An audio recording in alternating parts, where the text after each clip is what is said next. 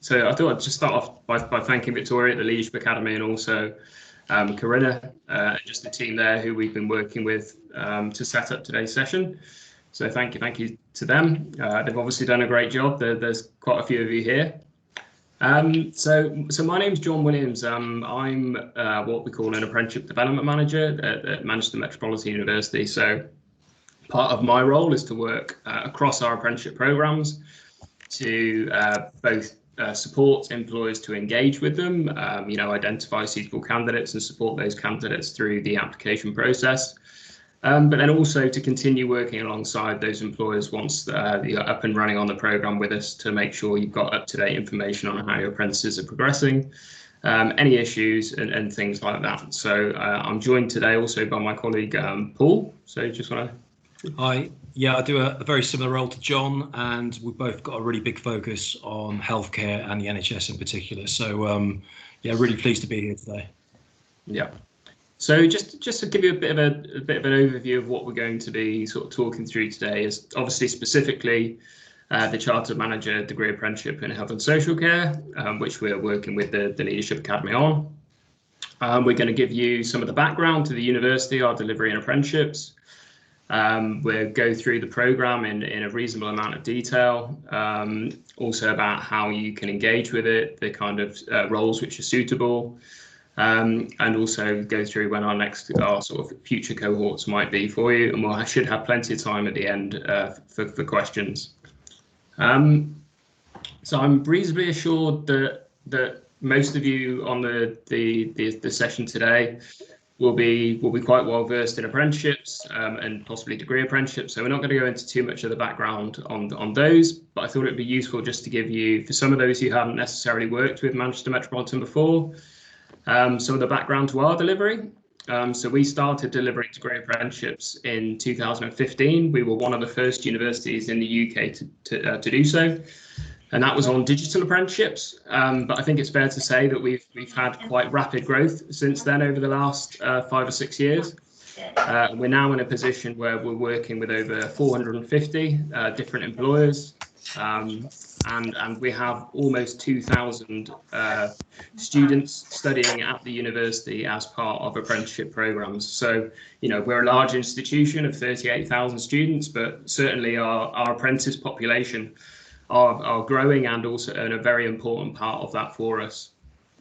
Our delivery has included a mix of standard programs, so where we've just delivered a program sort of, as you would expect, sort of digital and technology solutions or charter manager, but we've also developed, been quite innovative and developed some bespoke programs, which is obviously one of those is what we're going to talk to you today about. But we've done other programs sort of in bespoke in retail management in the public sector for educators. So it's something that we've been doing for a while. Really pleased with the high levels of the retention rates we've had, and also the satisfaction rates, both on the employer side and on the learner side. I know it's been a bit more difficult in the last year or so to gauge that through the surveys being suspended, but our satisfaction rates were up in the 90%, and we're really pleased about that. We did have an Ofsted inspection back in November 2018, and we were rated outstanding, which was brilliant. Obviously, at the time, degree apprenticeships didn't fall under Ofsted, but I think it's sort of indicative of our approach across the board when it comes to apprenticeships. So where the degree apprenticeships didn't fall under that inspection, that's certainly how we approach all apprenticeship programs. We're really pleased as well that in the Rate My Apprenticeship sort of league tables, which is all down to apprentices' opinions of their providers, we were ranked 3rd in the UK and the top university. And all this, I guess, hasn't happened by accident. The university has made a real concerted strategic push to build our capacity in delivering apprenticeships, and part of that was a very large investment by the university in developing what we call our apprenticeship unit. So that is essentially where myself and Paul work, which is based within the Faculty of Business and Law. And now we've got about 45 different colleagues working within that unit across everything from people who do our specialist reporting, we've got data managers, we've got people who are specialists in e-learning, We also have skills coaches who sit within that team who will, Paul will probably talk a bit more about their role later on. But we've really sort of built up an infrastructure to make sure that our apprentices are incredibly well supported, and also you as an employer. So I think it's quite useful sometimes just in terms of, we talk about the number of employers we work with, but just to illustrate that, these are some of the sort of the top organisations in the UK. But also, really large NHS trusts down to your GP surgeries as well. So we work with a real broad section of different employers, and have done for many years with some of those. AstraZeneca and Barclays were two of the first organisations that we worked with, for example. We're really pleased that we've been able to sort of maintain those relationships over the last 5 or 6 years. So in terms of specifically this we're going to talk about is the Chartered Manager Degree Apprenticeship. And like I said, it's coming from the point where I'm assuming that most of you are reasonably familiar with degree apprenticeships. But I thought it'd be worth just touching on quickly on the Chartered Manager Degree Apprenticeship Standard. So it was developed back in 2016 by the CMI, working with a range of employers and also universities. So we were quite heavily involved in the development of that. And it's all about building the right knowledge, skills and behaviours to support people in a number of different managerial roles. And I think when we talk about sort of those managerial skills and knowledge, it's very much making a big contribution to organisational success in terms of managing people, projects, operations, services. So, a full sort of spectrum of the competencies that you would expect of people in management roles. The standard was designed to include a fully accredited BA or BSc degree, and that's the same as any other student would achieve. So, there's no sort of difference in the level of esteem. Actually, we talk about it probably being held in higher esteem because they're achieving it whilst working, and all the other challenges that come with being a learner later in life. But yeah, just to reassure anybody, it's no lesser of a degree because it's part of an apprenticeship. It's exactly the same as any other student would get. It's been validated in exactly the same way. You might be aware that the standards has an independent endpoint assessment. So essentially, after they've gone through the degree with us, and they'll be well prepared for that, they would have an independent endpoint assessment, and we tend to use the Chartered Management Institute for that. And also that has the benefit of being able to confer chartered manager status upon completion. So that's sort of the standard chartered management apprenticeship, if you like. Essentially, well, what makes our program different, and why has the Leadership Academy been willing to sort of engage and partner with us? Well, as I touched on earlier, we very much created a program that is contextualized around health and social care. And where that came from originally was we designed a standard 4-year chartered manager program. However, when we started going out and talking to trusts and councils, many of whom we've worked with for a long time on all sorts of different things, they said, well, we've got people who've already got some managerial experience. They might have come through other apprenticeships, but they've built up a managerial career. But they may be looking to take it to the next step with a degree, but couldn't really commit to a standard 4-year program. That was just too much of a commitment for people within a lot of these roles. And also they wanted a managerial program that was contextualized to the environment they were working within. So we worked very closely with NHS trusts and local authorities, specifically Manchester City Council and Manchester University Foundation Trust. Or what it was at the time, and basically came up with what we're going to present to you today. So it's a program that's very multidisciplinary. So we call on the talents of our academic colleagues within the business school. Obviously, being a management program, that makes sense, but also to give that rich contextualization. We have input from our Faculty of Health, and that is both our Department of Nursing and Department of Social Care and Social Work. Our program is very much for people working within a health and care organisations, but they don't necessarily need to be within a direct clinical role. We have people from a real broad spectrum, and Paul's going to talk through some of the different roles we've had actually on our cohort, which started this morning, a little later on. But what we'd like to talk about is anybody who has the ability to impact patient outcomes. So it might be, we've had things like a portering manager, that might not sort of seem completely, they're not dealing directly with care, but the decisions they make about how they organise their service can have a huge impact on other areas. I think the big thing that has been a driver of interest in this program is the fact that we've been able to look at the knowledge and skills and experience of people coming onto the program, and that's enabled us to make a shorter program because we recognise they come with lots of experience already. So the unique thing about this program is it's straight at level 6 entry. So if you like you're entering at the traditional third year of a degree, which enables us to complete it within 2 years. We'll come on later to some of the entry requirements that people have to have, the things that people have to have in place in order to be able to enter that advanced stage. But that's sort of the headline where people will start. And we started delivery of this program back in January 2018. So the cohort we welcomed this morning is our 7th cohort.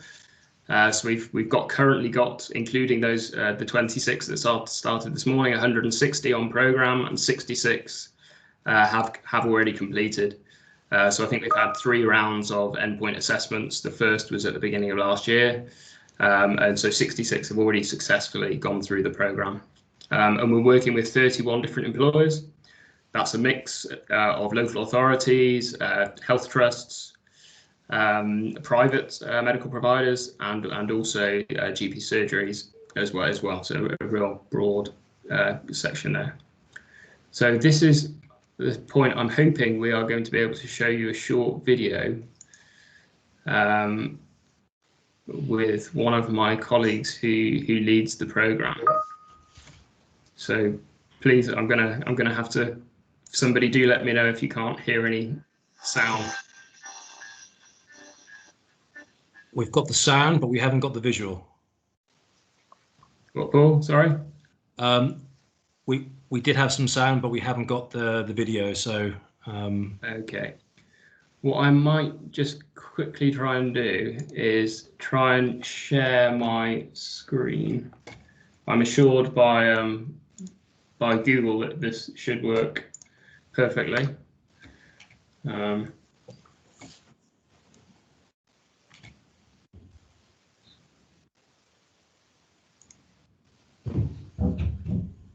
So we'll give this a go, and if this doesn't work, then we will maybe just send out the link to the video to everybody.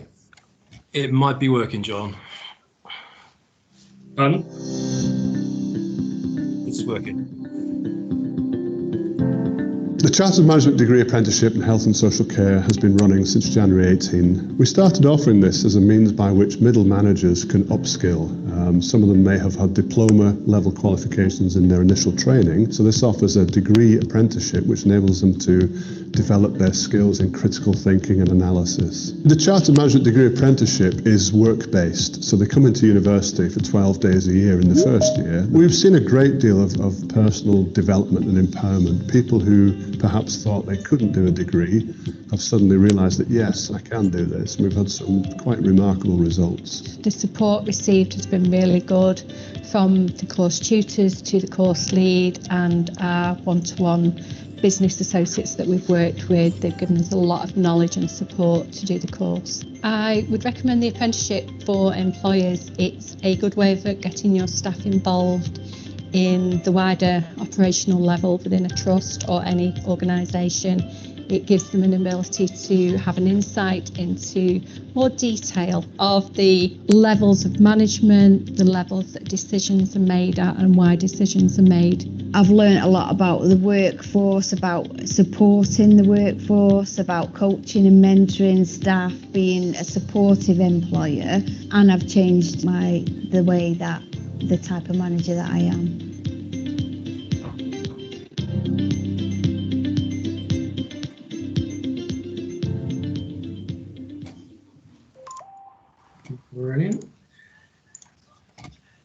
So yeah, so I hope that gives you sort of a good flavour. And actually, it's quite interesting that Michelle, who you saw towards the end of that video, is one of the ones who actually graduated last. Well, didn't graduate, didn't have a graduation ceremony, but completed the programme last March, and has now actually advanced onto the senior leader apprenticeship. So she's doing fantastically well. So I hope that gives you a good sort of flavour of some of the background of the programme and where it came from, our thoughts about how we went about developing it. But I think Paul is now going to take you through a few more sort of the nuts and bolts details about how it works, and then we'll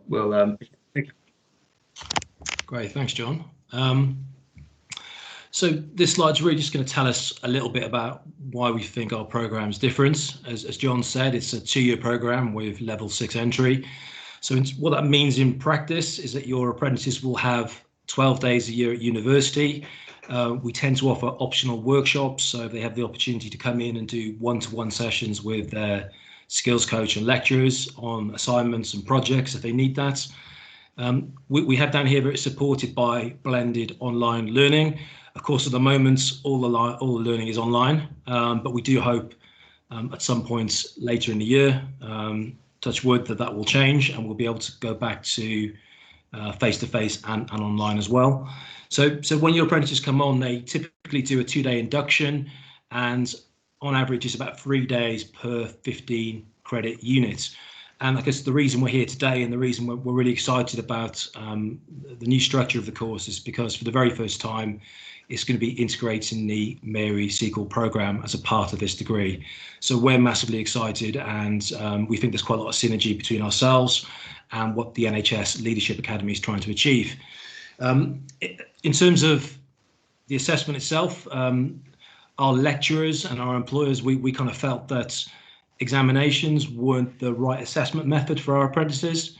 We feel that having a memory test perhaps isn't the best way to work out how much progress they've made. So there are no exams on the course, and it's very much tailored to the workplace where possible, and assessment tends to take place in terms of assignments, reports, projects and presentations.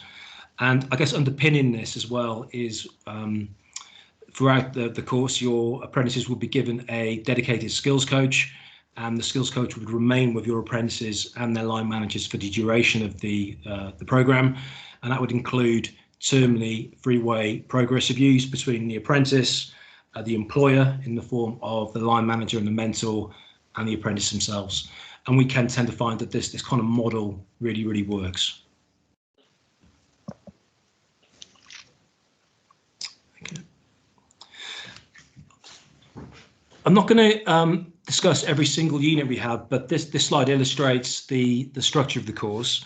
So our apprentices begin by doing developing self and others, which is kind of a critical development and understanding of their own personal developments, sort of coupled with things like emotional and social intelligence and I guess harder skills such as time management and goal setting. The Mary Sequel programme, of course, you're all aware of already. And I think it's also worth noting as well the Managing Change and Innovation unit in Year 1.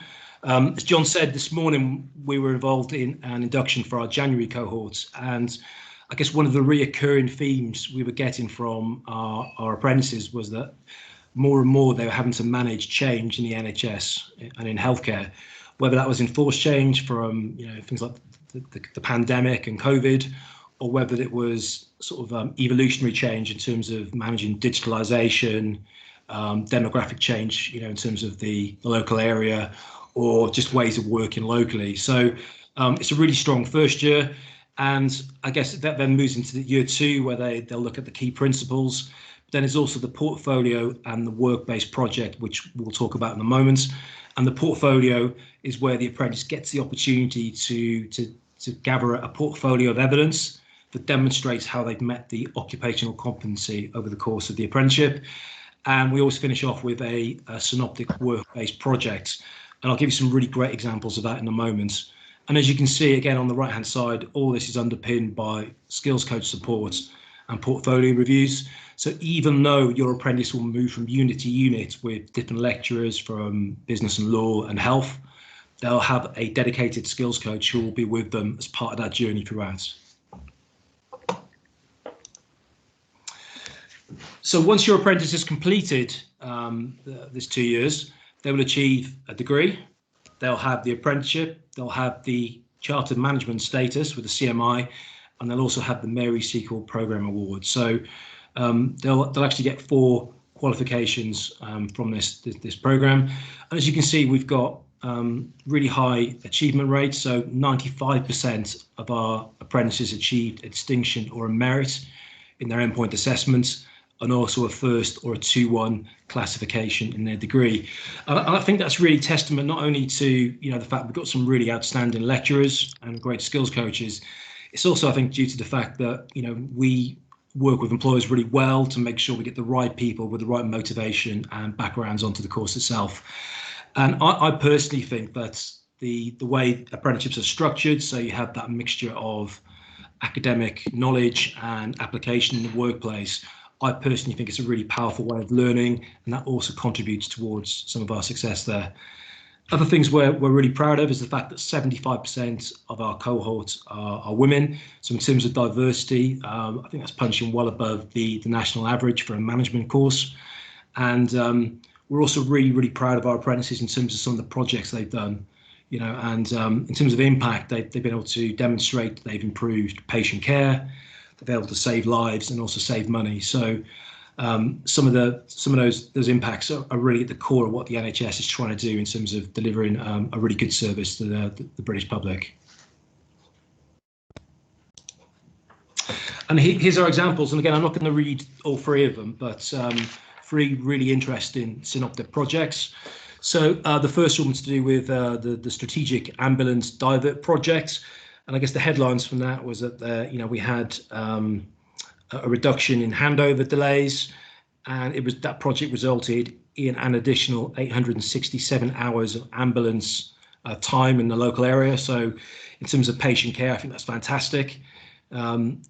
If we look at the Manchester Royal Infirmary project, which is all about improving operational performance in underperforming departments, again, some fantastic results. We found that waiting times in that department were reduced, utilisation rates were up, compliance towards the 18-week RTT was up, and also, and I think this is worth mentioning as well, the department deficit was actually reduced by £145,000 as a direct result of that particular project. So, as well as getting that patient care outcome as well, that was money which could be spent elsewhere to improve patient outcomes. So, again, we thought that was a really strong project. And the third example we got there from Manchester MFT, was all about switching patients over to a biosimilar medication. And again, this particular apprentice on their project, I think they moved around about 900 patients over to a more cost-effective treatment. And as a part of that as well, there was transitional safety. There were no incidents, no negative results. And again, that resulted in savings of £650,000. So I think one of the criticisms you tend to get of the NHS in the press sometimes is that they don't deliver value for money. And we're quite confident that, our apprenticeships can help the NHS to do that. And we feel that it just gives people an opportunity to really deliver some fantastic organisational improvements for their trust. So key considerations and entry requirements for you. I'm working on the assumption everybody understands the 20% off the job requirement of an apprenticeship. If you don't, we can have a conversation and we can answer some questions on that at the end. We feel that the line manager and mentor support is absolutely key in terms of apprenticeship success. So we would ask you to speak to your colleagues and really ensure that your apprentices have good support in place at the workplace. And on top of that as well, I'll just quickly go over the entry requirements. So we have 3 separate routes really. The first is our standard entry. So this could be somebody with an existing degree or HND or something similar. But we also have non-standard routes as well. So this could be a colleague with a level 4 or 5 qualification of less breadth, perhaps. or it could be you've got a fantastic colleague in your trust who's perhaps got 5 or more years of management experience, but maybe doesn't have that formal qualification at level 4 or 5. And if that's the case, then we can ask them to complete a non-standard entry test. And the idea of this really is just for us to ensure that your apprentices are going to be able to cope academically with the course. We think that that's a really important thing to do, and it's an honest thing to do. So what we'd ask them to do is fill this test in, and we'll give them feedback on where they are. And if we feel that they're not going to be able to cope, we would say perhaps to reapply in the future. But again, we feel it's not really fair on the apprentice or the employer or ourselves if we just allow people in who are perhaps not going to be able to cope with that aspect of the course. Other things to consider really, we're looking for all of our applicants to have a minimum of 2 years worth of management experience in some form, and we're looking for full-time employers who are working at least 30 hours a week in a suitable role. Ideally, as functional skills beforehand is preferable, but if you do have some colleagues who perhaps haven't got their maths or English level 2, their O levels or GCSEs or equivalents, then on programme we can actually support them to achieve that. We partner with another organisation, and these programmes take about 2 or 3 days. And again, your apprentices can take that whilst they do the degree apprenticeship. So again, it's not a complete barrier to entry. So as John alluded to this earlier, what I decided would be perhaps a good point to do is just to illustrate the kind of breadth and variety of the people who apply for our chartered management course. A lot of these people have started on our course today, and some are in the pipeline to start in May. And as you'll see, you'll get traditional roles such as ward managers or sisters or nurses, but we also have people like medical photographers. We have people who work in finance as procurement managers. We have IT project managers. We have a full range of people. We had somebody today who's a specialist biomedical scientist, and he was kind of saying, we're very good clinically, but perhaps we haven't got that management experience.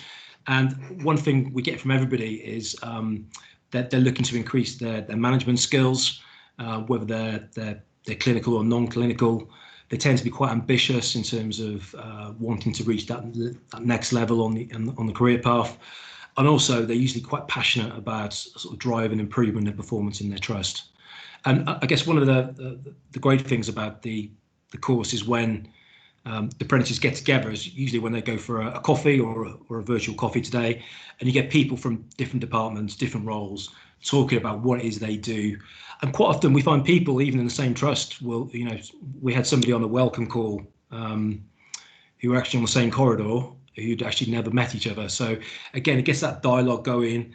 It increases that understanding of how their role interacts with the rest of the NHS. So the informal learning is equally as powerful as the assignments and everything else that goes on. Okay then, so next steps. So at the moment we are accepting expressions of interest from NHS Trust for our next 2 cohorts. That's going to be May and September 2021. So typically what we'd ask you to do is to promote this opportunity to your colleagues. They would then complete what we call a job role analysis form for every applicant, and that's for us to really check that they're suitable. If we think they're suitable, what we'd then do is invite them to make a formal application.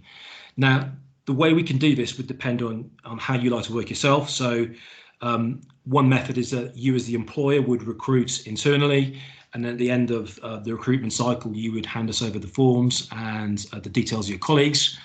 Some NHS like to actually advertise the role and then pass us the details. So they would send us the emails and the phone numbers of the line managers and the applicants. And that just allows us to then answer questions directly and to be able to streamline the process that way.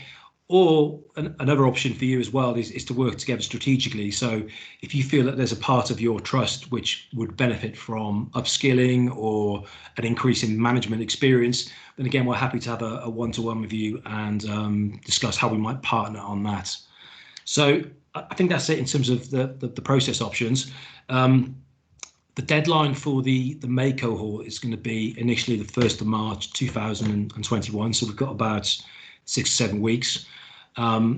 So if that is something you're interested in, we can, please get in contact with us and we can discuss that now in terms and send out the expressions of interest. I'm also very conscious of the fact we've been talking at you for quite a long time. So we've got our emails up here, but I guess now, if you have any questions, we'll be happy to answer them. Thank you. Yeah, so I think if people maybe mind just raising their hand, and then if they want to turn their camera on. I picked up a number of questions coming through the chat, so I thought I'd start off by addressing those. I think Corinne has replied to a few of them. So somebody asked if you already completed the Mary Seacole, what happens in that instance? Essentially, what that would do is we would obviously accredit that towards the participation in the program, so that unit wouldn't be needed to be done. However, somebody asked, would that reduce the amount of time on the program? But actually, if you remember the slide where Paul had the units, the Mary Seacole was running alongside other units, so it would just mean during that period you'd be doing the other unit rather than both Mary Seacole and that concurrently. So a good question about can this be completed virtually? So obviously, as Paul said, at the moment, all of our programs are operating delivered online, but there is the intention that we'll go back to some face-to-face delivery. And actually, an apprenticeship has to include elements of face-to-face delivery. You're not allowed to have an entirely online delivered apprenticeship, but we definitely are looking at ways in which we can make this more accessible to people across the UK, both in terms of increasing the amount of blended content, but also where there is face-to-face sessions required, then we would be able to take those sessions to you, if you like, wherever possible. So that's, if you think about this as sort of we're taking these first steps into this, so we're doing it sort of similar to how we have before, but we are incredibly ambitious, and I know the Leadership Academy are as well, to open this up as widely as we possibly can. So yeah, very much sort of watch this space from that perspective. What's the other one? It was about if we take applicants from primary care, and apps completely. Anybody can apply from across the spectrum of health and care. So very much primary care. We've got people who are sort of assistant practice managers at GP surgeries on. And in other roles, podiatrists, things like that. So absolutely, primary care is fine. And somebody asked a very important question about cost, which I don't think we actually touched on. So yeah, because it's a shorter duration program than the full charter manager, but we do pack a lot in. The funding band, you might be aware, for the program is £22,000, but this program is charged at £15,000, and that is entirely can entirely be covered from the apprenticeship levy, or, as the person in primary care asked, if they're a non-levy payer, that would attract the 95% co-investment, or you could look to see if you could get levy transfer from another trust or somebody who might do that for you. I think that is all the questions that I picked up through the chat. So if anybody has any other questions, feel free to pop your hand up and we'll come to you, or still continue to pop them in the chat. I'm just having a look at that now.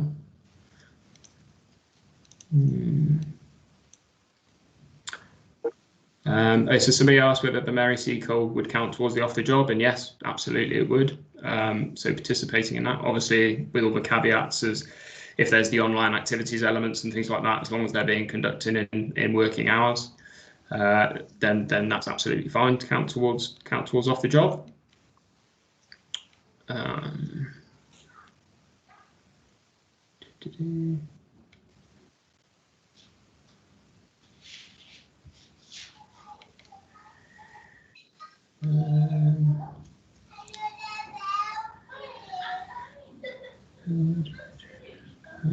Yeah, so in terms of the off the job being counted, how will the off the job be counted? So it'll be a combination of obviously those taught days that that we've gone through, those 12 days, the additional workshops that are there that they can use towards the off the job.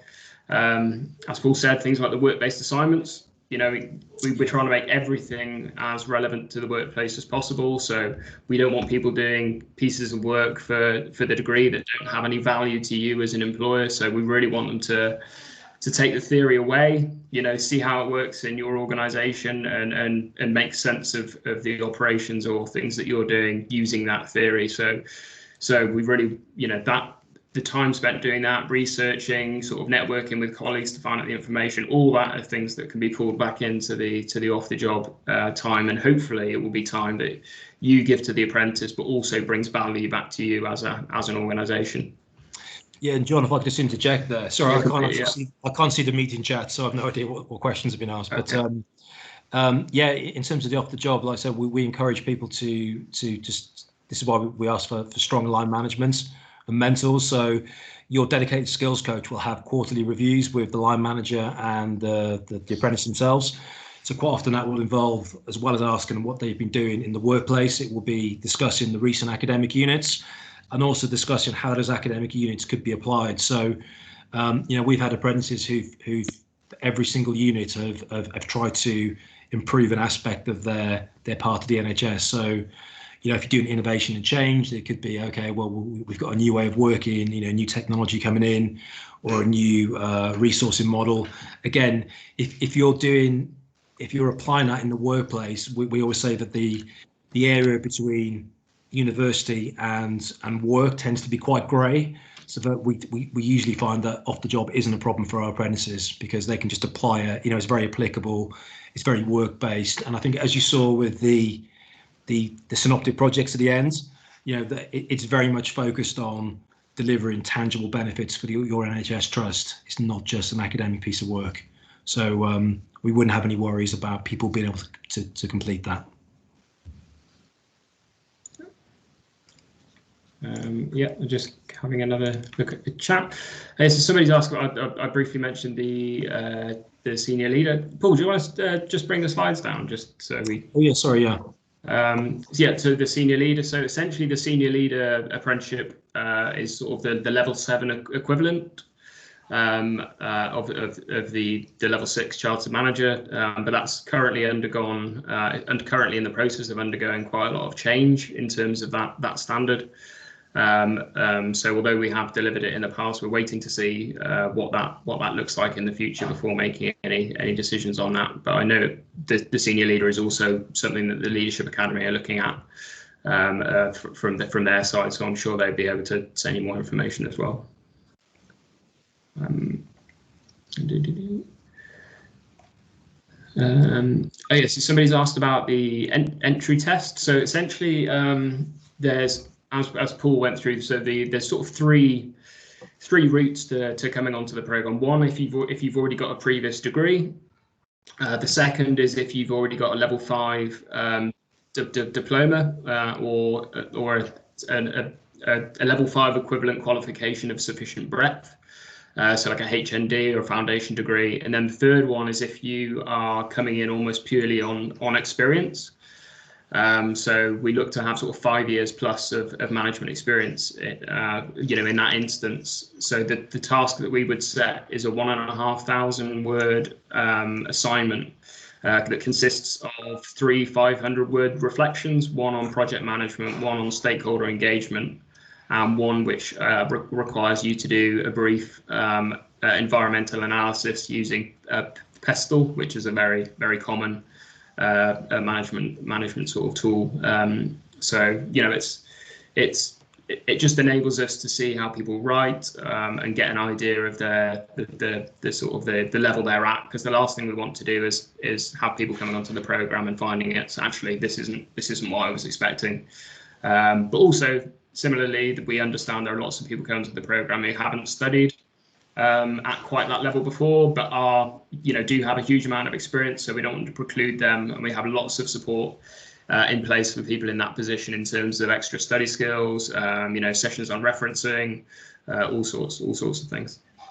Yeah, and I think as well, John, it's worth mentioning, even though we're a part of the apprenticeship unit, MMU is a very, very big university. So as well as having dedicated study skills tutors, we have webinars, we have online resources. Sometimes we have apprentices who perhaps lack that confidence initially.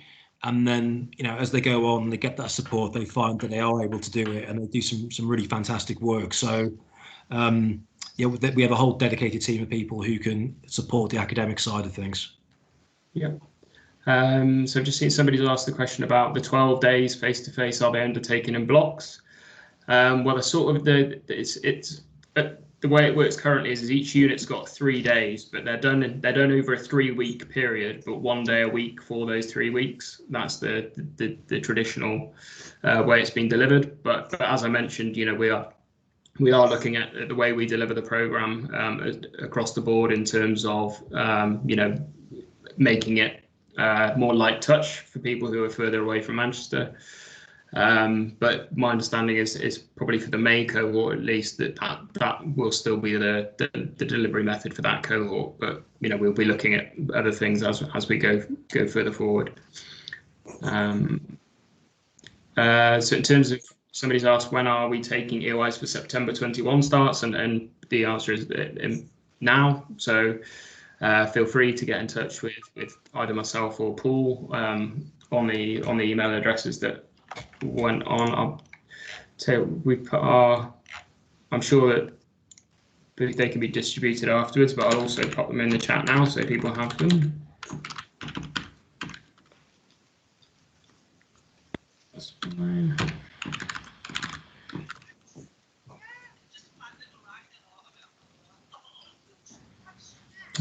So has anybody got any other questions? Okay. I mean, what I'd also say, if you do, when we hang up, if you do think of something, feel free to email us. We're very happy to meet you one-to-one as well, if you have any particular questions pertinent just to yourself. So yeah, feel free to get in touch. Yeah, and a few people have asked about the slides, so I'm going to try and copy a link to those into the chat as well. So hopefully people can access that. How somebody's asked how are functional skills delivered for those that need it. At the moment we work with a local college on functional skills, but I think one thing that people are finding across the board in terms of functional skills provision is that it's been incredibly challenging through COVID. And actually there is much more necessity to have a way for people to complete the functional skills virtually or at distance. So we are currently looking for new or additional functional skills providers who are able to do it online and virtually. So yeah, needless to say, if people come on the program wherever they are, we will have a solution to enable them to sort of engage with functional skills. And it's also worth mentioning as well, because I know particularly maths for some reason a lot more than English, some apprentices get quite worried about, quite anxious about functional skills. You can take it multiple times as well. So it's not like you get 6 months into the course, do a maths functional skills, and if you fail, you're off. You have an opportunity to take it again. So that's worth, spreading that news to your apprentices. Mm-hmm. So I see Zoe has asked about how do you get an EOI to you? I'd say just the easiest thing to do is email myself and Paul, and we will send that out to you. Yeah.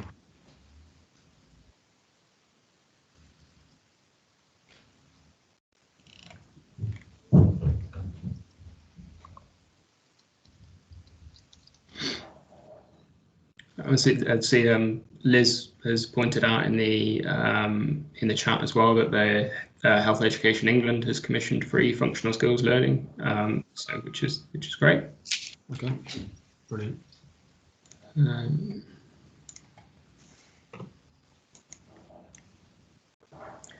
Yeah, Karen quite has pointed out that doing functional skills alongside a degree can be quite challenging.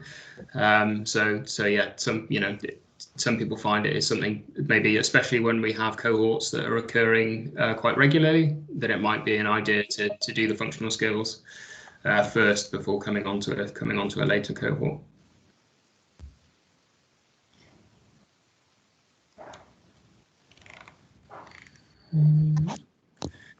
But yeah, so the only thing I just thought I'd add, because I've noticed a few people have put about, send us more information when it's available in our area and things like that. I'd say even if that's something that you see as a barrier currently for you in terms of, the travel time and things like that, please do still get in touch with us. We would really like to hear from you, and we're more than happy to have, be really keen to have a discussion with you about what might work best.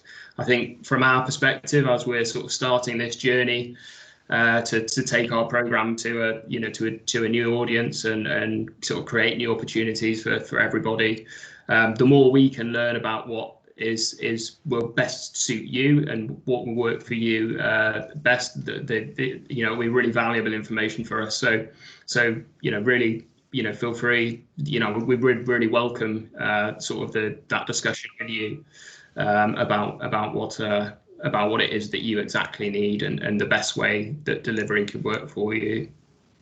Yeah, and I guess the very way we've adapted the course in the first place was by listening to employers. They said that 4 years wasn't going to work, so we've got a history of adapting it if we can. So yeah, give us that information and we'll see what we can do.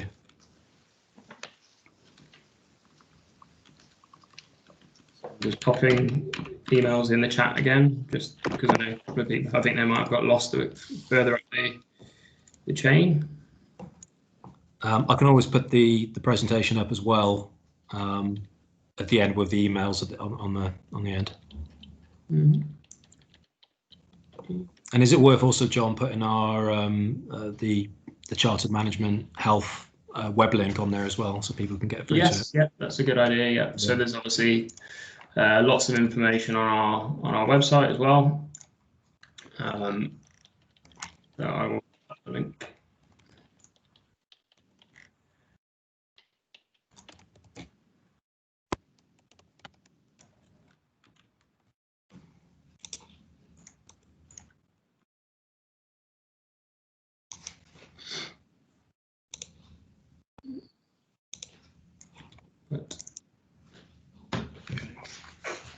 So, well, I think it sort of seems to be that maybe we've answered the questions that are there, but I think we'll hang around until the end of the session at 2 o'clock. But thanks ever so much for attending, and I really hope you found it useful. And like I say, really do get in touch with any questions or information you need, and Paul and myself will be more than happy to help in whatever way we can. Yeah, thanks for your time this afternoon, and yeah, hope you're all taking care and you're not under too much pressure in work. I'm sure a lot of you are.